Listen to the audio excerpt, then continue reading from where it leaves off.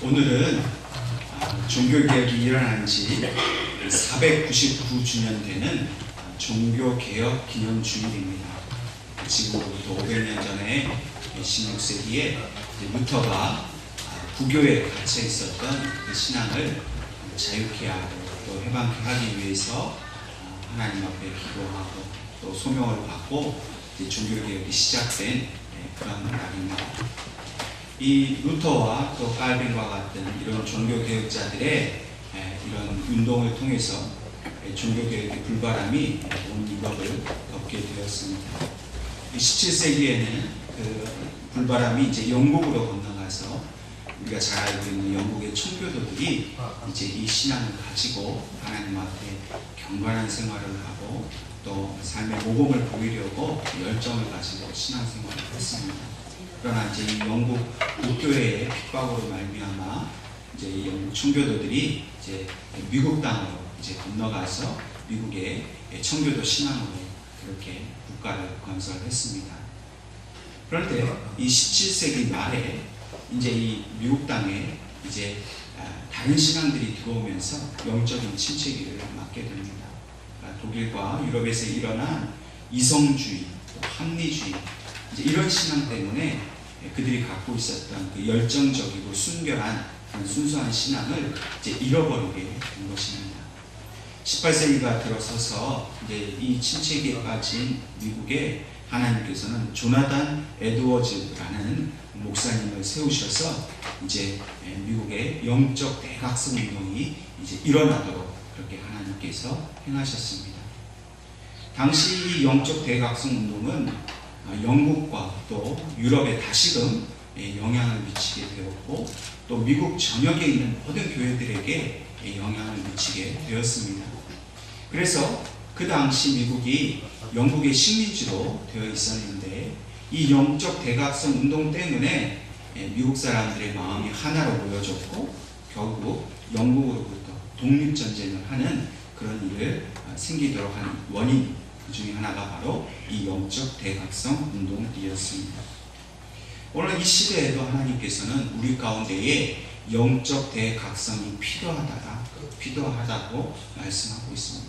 이 시대도 영적인 침체기에 빠져 있고 또 열정적이고 그 순결한 신앙을 점차 잃어버리고 있는 그런 시대입니다. 많은 교회들이 혼란에 빠져 있고 또 우리 국가가 지금 많은 어려움 가운데 있습니다. 이럴 때 필요한 것은 다시금 하나님께 대한 신앙을 회복하는 것, 영적으로 새로워지는 것, 그것을 오늘 하나님께서는 우리에게 요구를 하고 계십니다. 오늘 영적 대각성이라 하면 두 가지를 말할 수 있습니다. 이 첫 번째 영적 대각성은 바로 하나님과의 바른 관계를 회복하는 것입니다. 그러니까 하나님의 말씀을 온전히 순종하고 하나님의 뜻대로 살아서 하나님과 바른 관계를 맺어야 하는데 하나님의 말씀을 무시하고 그 뜻대로 살지 않아서 하나님을 떠나버린 것, 그것을 이제 회복하라는 것입니다. 두 번째로는 우리가 지금 타락해져 버린 이 영적인 상태를 타락 이전에 그 순수한 상태로 되돌아가는 것을 의미합니다. 그래서 예전에 우리가 처음 사랑을 가졌고 또 한국교회가 이 땅에 시작될 때에 하나님 앞에서 그 순결하게 가졌던 신앙, 그 신앙을 다시 회복해 하는 것, 하나님 그것을 오늘 이 시대적인 요구 앞에서 우리에게 명령하고 계십니다. 오늘 본문 말씀을 통해서도 하나님께서는 이 두 가지, 하나님과의 바른 관계 회복, 또 옛 것으로, 처음 것으로 되돌아가는 것, 이 두 가지를 오늘 본문을 통해서 말씀해 주고 있습니다. 옛날 이스라엘 백성도 그랬습니다. 하나님께서 그들에게, 이스라엘 백성에게 돌아오라고 촉구할 때에 그들이 순종했을 때 항상 그들 가운데는 영적 대각성이 일어났습니다. 구약 성경 예언서를 살펴보면 하나님과 이스라엘 백성이 어떤 관계를 맺고 있었는지를 잘 설명해 주고 있습니다. 먼저 이스라엘 백성은 하나님 앞에 범죄합니다. 범죄하면 그 범죄한 것에 대해서 공의 하나님께서 심판하시고 진노하십니다. 그럼 그 진노 앞에서 이스라엘 백성은 다시 회개하고 하나님께로 돌아갑니다. 이 패턴이 계속해서 반복해서 일어납니다.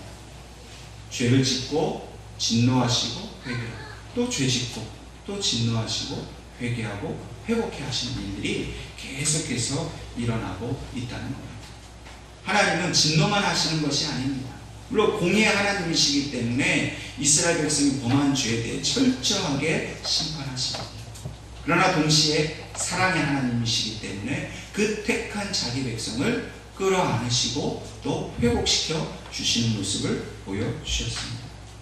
그리고 그 중심에는 바로 율법이 있었습니다. 하나님의 말씀, 율법의 말씀을 지키지 않으면 죄를 짓는 것이고, 다시금 그 율법의 말씀을 지켜서 되돌아오면 이제 회복해 하는 것이죠. 하나님은 이스라엘 백성을 자기 백성이라 했습니다. 사실 이 땅에는 모든 민족과 모든 사람들이 하나님의 것이지요. 그런데 특별히 이스라엘 백성을 하나님 내 것이라 말씀하셨어요. 그리고 그 이스라엘 백성을 통해서 하나님과 어떤 관계를 맺어야 사는지를 율법을 주심으로 인해서 그것을 보여주셨다는 겁니다.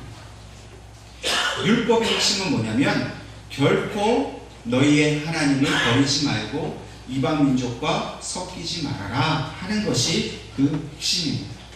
그런데 이스라엘 백성들이 애굽에서 나온 후에 광야를 지나서 가나안 땅에 들어갔을 때 그곳에서 이방 민족과 섞여 살았습니다. 하나님께서 이스라엘 백성들을 애굽에서 해방시킨 목적은 뭐냐면 가나안 땅에 거룩한 하나님의 나라를 세우라는 것이었습니다. 그래서 하나님의 명령은 그들을 그 땅에서 다 쫓아내라는 겁니다. 그런데 이스라엘 백성이 어떻게 했습니까? 그 백성들을 다 쫓아내지 않았습니다. 자기의 필요에 따라 민족들을 남겨두었습니다. 그들을 종으로 부리고 그들과 그렇게 관계를 맺기 시작했습니다. 문제는 같이 사는 것까지는 좋았는데 같이 살면서 받아들이지 말아야 할 저들의 이방 문화를 받아들였다는 겁니다. 저들의 이방신을 그들도 섬기게 되었다는 겁니다. 사사시대에도 그들은 끊임없이 범죄하였습니다. 끊임없이 이방신을 섬겼습니다. 그때마다 하나님께서는 그들을 억압하셨고 또 다른 이방 민족을 통해서 이스라엘 백성을 괴롭히셨습니다. 돌아오라는 거지. 잘못한 것을 깨닫고 돌아오라고 가시를 주셨습니다. 그럼 그때마다 이스라엘 백성들이 또 하나님께 부르짖습니다. 살려달라고. 그러면 하나님께서 사사를 보내서 민족을 구원하셨습니다. 이 사사 시대가 지나고 나서 그들이 또 왕을 구합니다. 근데 이 왕의 시대에도 하나님을 잘 섬겼느냐? 그렇지 않습니다. 그들이 간절히 원해서 왕을 세워줬지만 이스라엘 백성들은 여전히 하나님을 따르지 않고 이방 민족을 섬겼습니다. 여호람의 시대가 꽤 오랜 시간 지속되었지만 나라는 잘 살게 되었고 부강하게 되었는지 모르지만 그들의 영적인 상태는 점점점 더 그렇게 낮아지게 되었고 참혹할 만큼 범죄하게 되었습니다. 그때 하나님께서 이사야와 예레미야와 같은 이 선지자들을 보내셔서 제발 죄를 회개하고 돌아오라고 촉구를 하십니다. 근데 어떻게 했습니까? 결국 그들은 하나님께 돌아오지 않았습니다. 그리고 하나님께서 예레미야 선지자께 예언하신 대로 바벨론에게 그 나라를 빼앗기고 70년 후에 돌아올 것이다 얘기하셨습니다. 그 경고의 말씀을 들었지만 이스라엘 백성은 결국 하나님께 돌아오지 못하고 아수르와 바벨론에게 나라를 빼앗기고 말았습니다. 이들의 문제는 무엇입니까? 끊임없이 하나님께서 돌아오라고 이야기하시는 그 말씀을 무시했다는 겁니다. 너희는 내 것이고 내가 너희의 하나님이니까 너와 나 사이에 그 바른 관계를 맺자 하시는 그 말씀을 듣지 않았습니다.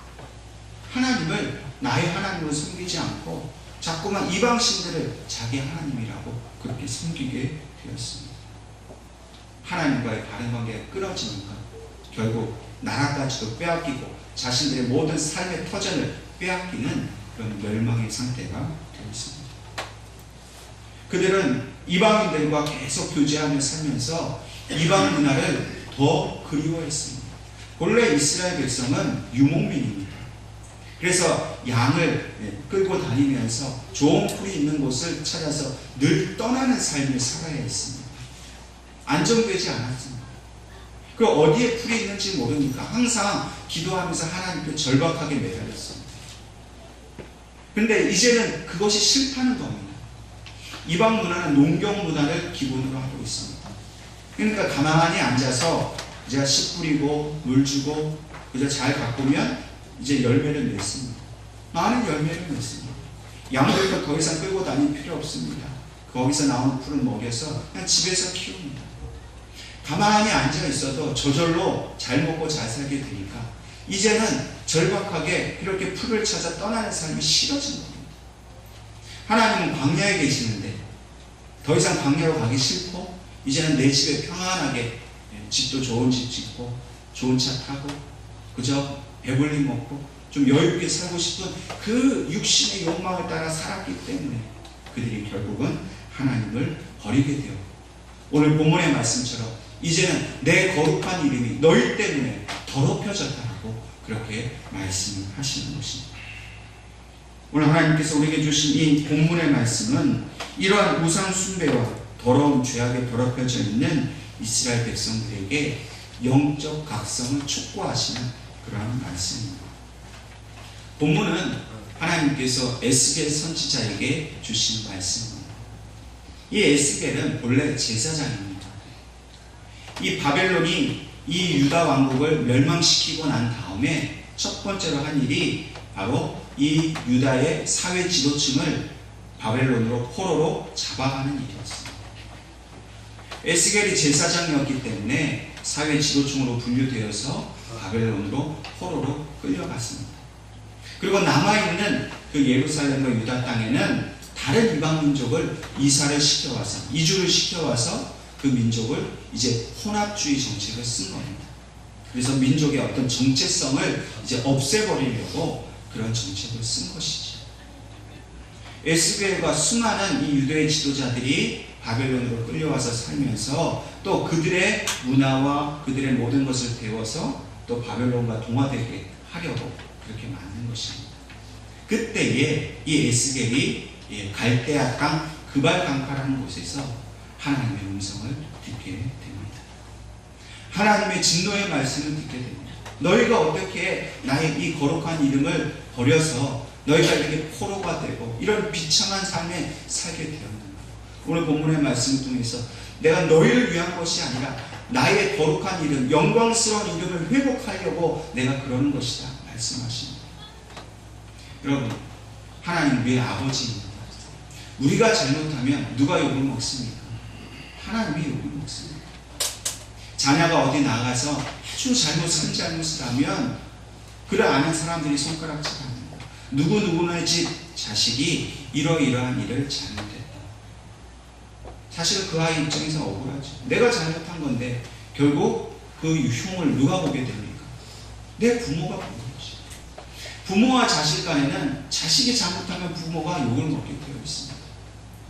하나님은 이스라엘 백성의 하나님이셨기 때문에 이 이스라엘 백성의 범죄함으로 말미암아 하나님의 이름이 욕되게 되었고 망령되게 되었다는 거예요. 여러분, 하나님의 이름을 망령되게 일컫고 하나님을 욕되게 하는 것은 이 땅에서 지은 모든 죄보다도 가장 큰 죄입니다. 여러분, 이스라엘 백성은 감히 하나님의 이름을 부를 수도 없었습니다. 감히 하나님의 영광과 비교할 수 있고 견줄 수 있는 것이 무엇이 있겠습니까? 여러분, 이 땅에는 아무것도 없습니다. 여러분, 태양을 아십니까? 한낮에 햇볕을 항상 우리에게 쬐어주시는데 그 태양을 여러분 눈으로 보신 적이 있습니까? 빛이 비추어지는 그 빛 가운데서는 우리 살아가지만 태양을 직접적으로 눈으로 보면 우리 눈이 멀게 됩니다.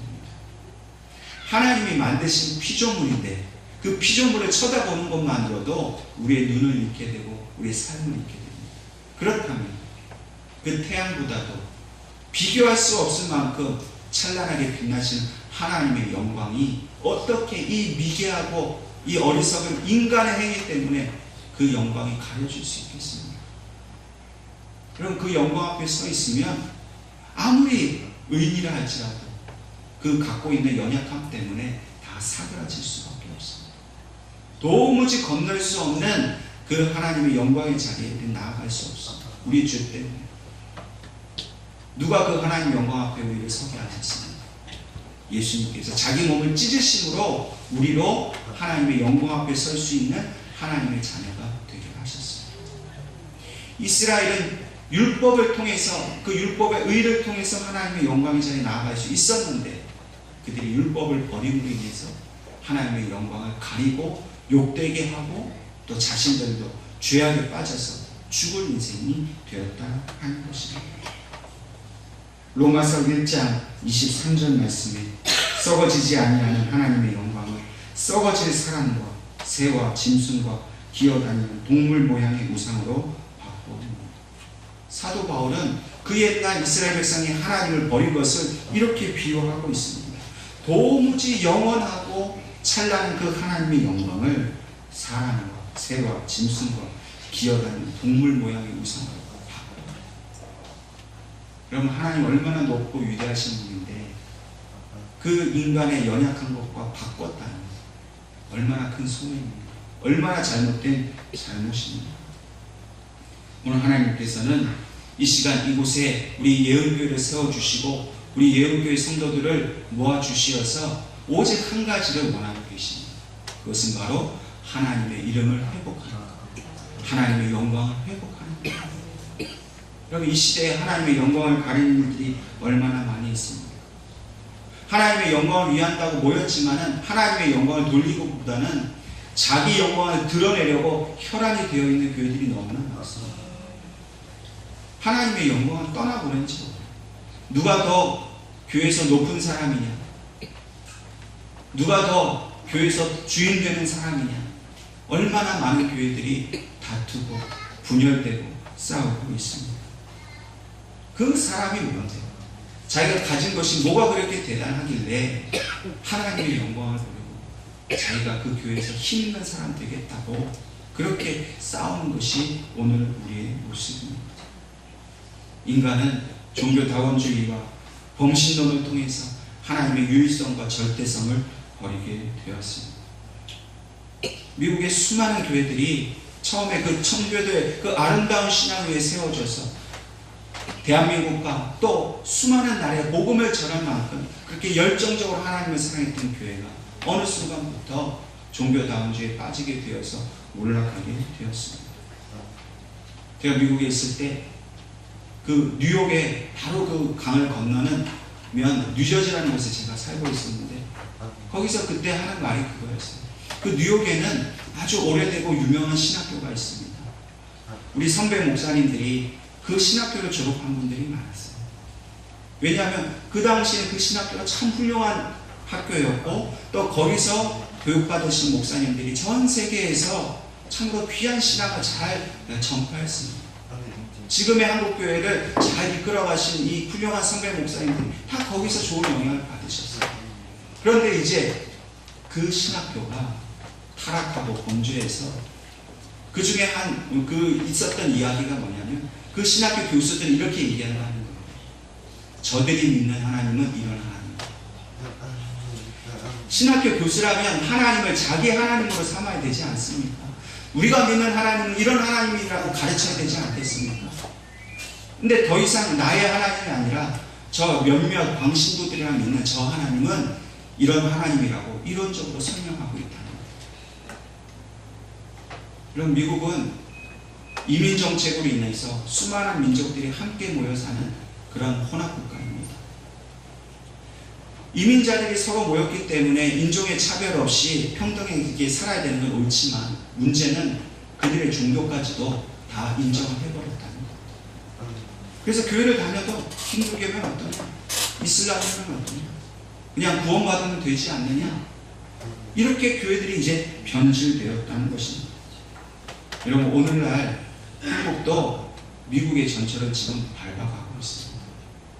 여러분, 오늘도 물론 우리도 다문화 국가가 되어서 다문화 인종들이 함께 살고 있지. 그들과 함께 그리스도의 사랑으로 같이 살아야 되는 건 분명히 중요한 일입니다. 그런데 그 중에 경계할 것이 있습니다. 그것은 바로 무슬림입니다. 저는 여러 분의 그 무슬림 그 이슬람권에서 선교하시는 선교사님들이 만나서 이야기를 듣게 되었습니다. 그분들의 말에 의하면 이슬람 정책은 뭐냐면 그 나라에 이민 가서 거기서 자녀를 낳고 거기서 인구를 증가시켜서 결국 그 국가를 이슬람 국가로 바꾸는 것이 그들의 정책입니다. 그래서 한 이슬람 그 언론에 의하면 대한민국은 이제 100년 후면 이슬람 국가가 된다라고 생각을 그렇게 선포하고 그렇게 지금도 계속해서 이맘이라고 하는 그 선교사들을 지금 한국에 보내고 있다는 겁니다. 그들이 인구가 증가됨에 따라서 그 전략이 있습니다. 그래서 그 나라의 인구의 몇 %가 되면 이제 사회에 진출하고 그 다음 또 몇 % 되면 정치에 진출하고 그래서 최종 목표가 뭐냐면 그 나라의 이슬람 인구가 어느 정도 되면 그 다음부터는 무력으로 혁명을 일으켜서 그 나라를 빼는 겁니다. 그럼 지금 그 일이 어디에서 일어나고 있습니까? 유럽에서 일어나고 있습니다.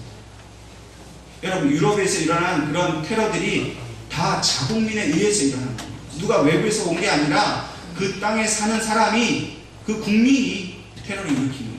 근데 그 국민이 뭡니까? 이슬람. 인구가 그만큼 증가해서 이제 영향력이 생기니까 이제는 테러나 무력을 통해서 그것을 전복시키고 이슬람 국가로 바꾸려는 것입니다. 그럼 대한민국도 몇십 년 후에 어떻게 될지 모르겠어요. 지금 지방에 그 많은 이런 공장 단지에 이 이슬람권에서 온 노동자들이 일을 하고 있습니다. 인구가 점점 많아지고 있습니다. 제가 동영상 그때 한번 보니까 지방 어느 도시에 그 알라의 생일날에 이슬람 사람들이 행진을 한 거예요. 한국 경찰이 또 이렇게 옆에서 보여줘. 그들이 외치는 건 뭔지 압니까? 알라의 나라를 만들겠다. 알라를 찬양. 여러분 무슬림들이 버젓이 대로를 걸으면서 그들의 신앙을 선전하고 선포하고 있습니다. 여러분 경계해야 합니다. 근데 우리는 계속해서 이슬람 자본을 갖고 와야 되고 중동에 진출해야 되고 이거 쉽게 얘기할 수 있는 게 아닙니다. 뿐만 아니라 우리 스스로도 이런 혼합주의적인 생각을 가지고 있습니다. 되게 하나님만 절대적입니다. 아니 다른 종교에도 구원 있을 수 있지 않느냐? 어디 교회만 나가야 되니? 교회 안 나가도 구원 받을 수 있다.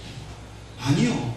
분명히 주님께서는 교회 위에다가 그 신앙 고백 위에다가 교회를 세우시겠다고 말씀하셨어요. 교회를 통한 구원을 분명히 말씀하셨어요. 물론 교회가 타락하고 또 안 좋은 모습들을 보여서 교회에 대해 염증을 가지고 떠나는 사람도 있긴 합니다. 그러나 결국 그분들도 바른 교회, 예수님이 말씀하셨고 성령이 주인 되시는 참된 교회를 만들어서 정말 그들과 함께 공동체를 이루어 하나님의 영광을 돌리는 것이 우리의 목적이어야 합니다. 하나님 예언교회를 이 땅에 왜 세우셨습니까? 성경이 말씀하시는 바로 그 교회, 주님이 정말로 세우고 싶었던 그 교회를 만드시려고 예언교회를 세우신 줄로 믿으시기 바랍니다. 오늘 우리가 먼저 하나님과 바른 관계를 맺어야 합니다. 더 이상 하나님의 말씀을 무시하거나 그 말씀에 불순종하는 일이 없어야 한다는 겁니다. 하나님은 나의 거룩한 이름, 그 영광의 이름을 회복하시려고 누구를 통해 하면 좋을까 찾아보시다가 예언교회를 택하십니다. 오늘 저와 여러분은 더 이상 하나님이 모욕되지 않고 더 이상 사람들의 입에 참으로 그 욕되게 그 이름이 불리지 않도록 우리의 삶을 통해서 우리 교회 생활을 통해서 오직 하나님의 이름, 그 거룩한 이름을 회복하게 힘쓰시기를 주님의 이름으로 축원합니다. 또한 하나님께서는 이렇게 하나님의 이름을 회복케 하신 뒤에 우리들을 그 거룩한 하나님의 땅으로 되돌아가게 하셔서 거기서 죄를 씻으시고 정결케 하시겠다고 말씀하고 있습니다. 본문 24절 말씀처럼 하나님께서는 그 땅 백성을 인도하여 내고 또 모아 데리고 고국으로 고토로 돌아가시겠다 말씀하셨어요. 내가 너희를 너희 여러 나라 가운데서 인도하여 내고 여러 민족 가운데서 모아 데리고 고국 땅에 지금 이 이스라엘 백성은 어디에 살고 있어요? 바벨론에 살고 있습니다. 이스라엘 땅으로 돌아간다는 것은 단지 고향으로 돌아간다는 것 이상이 그들의 신앙을 회복해 하시고 그들의 영적인 모든 것을 원래 자리로 하나님께서 되돌리시겠다는 거예요. 하나님께서 특별히 인도하여 내겠다. 모아드리고 가겠다. 이건 뭐냐면 하나님의 절대적인 주권을 보입니다. 오늘 우리도 본래 살았던 그 순결한 신앙의 그 삶의 터전에서 우리가 죄의 자리로 이렇게 끌려온 사람들입니다. 죄의 포로가 된 사람들. 근데 하나님께서 우리를 어떻게 하신다고요? 다시 그 신앙의 본래 처음 사랑의 자리로 돌이키시겠다. 근데 우리는 어떻게 합니까? 글쎄요, 꼭 가야 될까요? 별로 가고 싶지 않은데요. 뭐 그렇게 꼭 하셔야겠어요? 하시든지 말든지 저는 관심 없습니다. 여러분, 하나님 우리에게 물어보시는 게 아니에요. 갈래? 아니에요. 우리가 어떠한 마음을 갖고 있든지 간에 상관없이 하나님이 절대적인 주권을 가지고 무조건 우리를 그 고국 땅으로, 그 옛날 처음 신앙으로, 초대교회 신앙으로 우리를 되돌리시겠다는 거예요. 막을 수가 없어요. 순종하지 않을 수가 없습니다. 그곳에 가서 우리를 정결케 하고 씻으시겠다고 말씀하십니다. 여러분, 우리가 여전히 죄악 가운데 있고 세상의 탐욕 가운데 있고 세상 가운데에서 먹고 마시고 즐기는 삶만 살고 있으면 우리는 결국 멸망할 수밖에 없습니다. 우리는 날마다 예수 그리스도의 피로 씻김 받아야 됩니다. 여러분, 우리 몸을 위해서도 일주일에 100번씩 씻자. 매일매일 샤워하고 목욕도 하고. 여러분, 그 몸에 더러움이 있으면 우리가 견디지를 못하죠. 내 육신을 위해서는 그렇게 씻고 목욕하고 하는데 내 영혼을 위해서는 왜 씻지 않습니까? 왜 회개하지 않습니까? 회개하지 않고 그 죄를 가지고 있으면 결국 우리는 죽을 수밖에 없는데 하나님이 씻으시겠다고 말씀하시는 거예요. 그 말씀 앞에 순종하지 않아요. 그냥 됐습니다. 다음에 좀 생활이 여유가 생깁니다. 좀 편해집니다. 돈 좀 모아놓으면 자녀들 대학 가고 시집 가고 장가 가고 그때 가겠습니다. 여러분, 그렇게 할 수 없습니다. 여러분, 오늘날 얼마나 이 나라가 지금 혼란에 빠져 있습니까? 도대체 어디서부터 잘못된 거지? 무너지지 않을 곳이 없어요. 사회, 경제, 정치 모든 분야가 다 무너져 있습니다. 여러분, 그것의 핵심이 뭡니까? 결국 영적으로 바르게 사는 사람이 없다는 거예요. 하나님을 온전히 섬기지 않고 하나님 말씀 바로 붙들지 않으니까 이상한 사회 종교에 빠져있고 이단에 빠져있고 자기 우상에 빠져있고 돈의 노예가 되어있고 성공의 노예가 되어있고 아무도 하나님을 겸손하게 따르는 사람이 없어요. 하나님 왜 저런 예언교회 보내셨을까?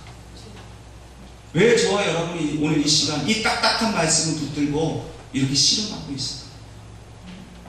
하나님의 부르심이 너무나 간절하시기 때문에 우리를 씻기지 않으시면 우리가 죽을 것을 아시기 때문에 우리를 그리스도의 피로 씻기를 원하시는 거예요. 맑은 물로 씻기신다고 했습니다. 그리스도의 피를 의미합니다. 예수 그리스도의 피로 씻김을 받지 않으면 우리는 죽습니다. 예수 그리스도의 피로 우리는 이미 씻김 받았음을 경험했습니다. 자기 신앙으로 고백했습니다. 근데 그게 과거의 얘기가 되어버렸어요. 그리고 지금은 여전히 세상에 다니면서 오염된 죄, 돈, 명예, 성공, 자녀들의 미래, 순수한 마음으로 하나님의 모든 것을 맡기고 그래서 하나님께서 잘 살게 해주시고 건강하게 해주시고 자녀들 형통하게 해주셔서 감사하는 것, 그건 너무나 귀한 삶이에요. 그런데 내가 그렇게 하겠다, 하나님과 상관없이 내가 성공하겠다, 내가 돈 많이 벌었다, 내가 자녀들 교육 잘 시켜서 성공시켜보겠다, 여러분, 그 마음은 이미 때 묻은 마음, 더러운 마음, 우리가 말하지 않아도 우리 속에 있는 거 우리가 알잖아요. 그 마음 오늘 하나님이 씻기를 원하십니다. 이 예배를 통해 하나님 씻기를 원하세요. 그럼 그 씻김 받고 하나님의 거룩한 사람으로서 살아가지 않으면 이 대한민국 어떻게 하겠어요? 그럼 대한민국 없으면 우리도 있습니까? 나라가 없는데 내가 어디 있습니까? 나라가 영적으로 바로 서지 못하면 백성들은 혼란에 빠질 수밖에 없어요. 여러분, 오늘 이 시간 이 예배를 통해서 하나님은 우리가 민족을 위한 하나님의 거룩한 사람이 되기를 원합니다. 하나님의 나라를 위해서 정말 택함 받은 우리는 하나님의 백성이에요. 이스라엘 백성, 지금 유대 땅에 이스라엘 살고 있는 그 유대 사람이 아니라 지금 대한민국에 살고 있는 이 김포 땅에 살고 있는 여러분과 저를 하나님이 택하셨다니까요. 도무지 믿기지 않으셔도 순종하십시오. 우리의 의지와 상관없어요. 하나님 그렇게 하려고 작정하셨어요. 그래서 성령을 보내셨고 우리를 붙드셔서 이제 하나님의 그 영광의 나라, 그 본래 땅으로 우리를 이제 회복시키신다는 거예요. 수많은 교회들이 싸우고 다투고 분열하면서 이 본래 예루살렘으로 돌아가야 되는데 돌아가지는 못해요. 그래서 계속 죄의 길로 달려갑니다. 그래서 하나님 뭐라고 얘기하십니까? 이제 너희가 새 영과 내가 새 마음을 줄 것이다. 그러니 회개하고 하나님께로 돌아갑니다. 그럼 주님은 우리에게 무엇을 예비하셨어요? 뭘 주려고 준비하고 계세요? 새 영과 새 마음을 준비하고 계시는데 우리는 여전히 죄의 길에서 돌아서지 못합니다. 회개하라고 하면 그냥 잠깐 기도하지. 여러분, 우리가 하는 회개는 뭐냐면 그냥 후회하는 거예요. 아우, 내가 왜 그랬지? 그러지 말아야 되는데. 그러면서 어떻게 해요? 계속해서 또 그 길을 가요.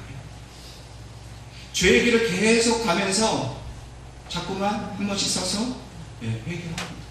일주일에 한 번 목욕해서 때 밀듯이 교회 와서 한번 자기 영혼의 때, 마음의 때를 한번 밀어요. 시원하죠? 그럼 또 다시 그 길을 또 가요. 계속 가요.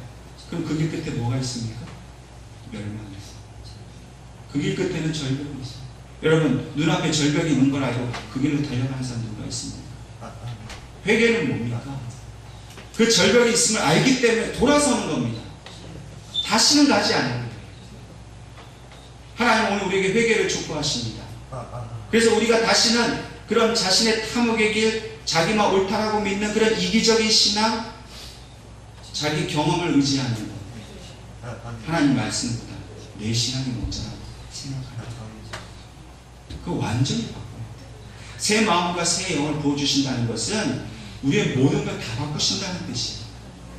내 생각, 가치관, 감정, 의지, 세계관, 내가 옳다라고 믿는 것 다 바꾸신다는 거예요. 여러분들 옳다라고 믿는 게 뭡니까? 돈이 최고다.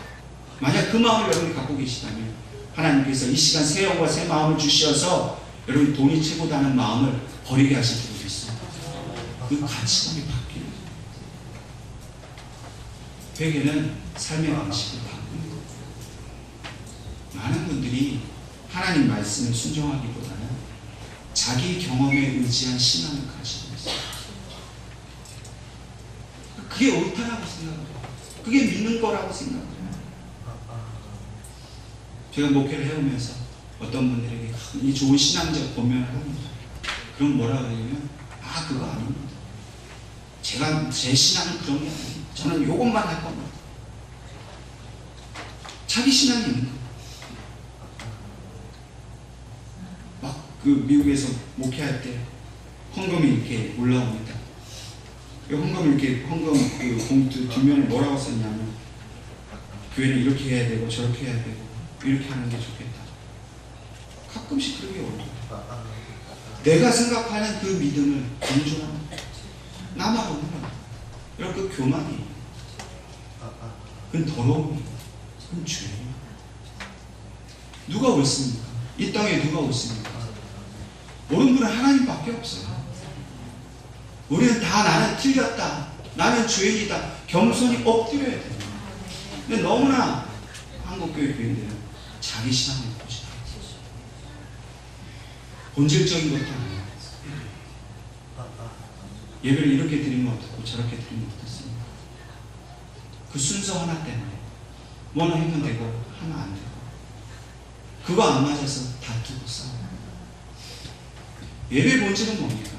하나님 앞에 겸손히 엎드리는 겁니다. 여러분, 하나님 앞에 겸손히 엎드리는 사람이 눈에 뭐가 보입니까? 하나님밖에 안 보이죠. 그 마음을 하나님께서 이제는 바꾸시겠다고 말씀하십니다. 조나단 에드워즈, 루터나 깔뱅이나 위대한 우리 신앙의 선배들은 하나님 새 영을 부어주십시오. 저 로마 천주교, 그 로마 교회가 면죄부를 팔고 성경을 읽지 못하게 만들고 백성들을 하나님의 바른 신앙으로 세우지 못하는 그 교회의 억압 앞에서 하나님 우리에게 새 영을 부어주십시오. 루터의 그러한 부르짖음이 없었다면 오늘 우리는 이런 신앙 갖지 못했습니다. 여러분, 하나님께서는 사람들을 통해 역사하십니다. 우리 예언교 성도들을 통해 역사하기를 원하십니다. 그러니 여러분과 저도 하나님 새 영을 부어달라고 기도해요. 주님, 제 죄를 회개합니다. 제 고집 때문에, 제 아집 때문에 내가 옳다라고 믿는 것만 강조하고 다른 사람 정죄하고 판단했던 죄, 내 입술로 다른 사람 상처 줬던 죄, 그러면서 위선적으로 뒤로는 딴 삶을 살았다. 그런 위선의 죄, 이제 그리스도의 그 피로 씻어주시옵소서.